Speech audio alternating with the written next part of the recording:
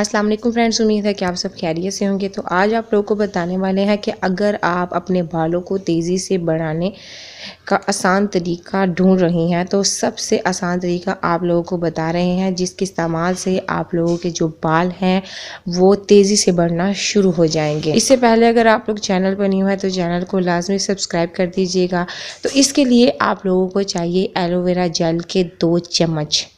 आप लोग ताज़ा एलोवेरा जेल भी ले सकते हैं जो कि ज़्यादा बेहतरीन होगी, और केमिकल वाली एलोवेरा भी ले सकते हैं। इसमें 1/2 चाय का चम्मच नारियल का तेल डालना है आप लोगों ने। उसे अच्छी तरह मिक्स करना है और बालों की जड़ों पर आप लोगों ने लगाना है। इसे रात भर आप लोगों ने बालों पर लगा रहने देना है। सुबह आप लोगों ने अपने बालों को हर्बल शैम्पू से धो लेना है।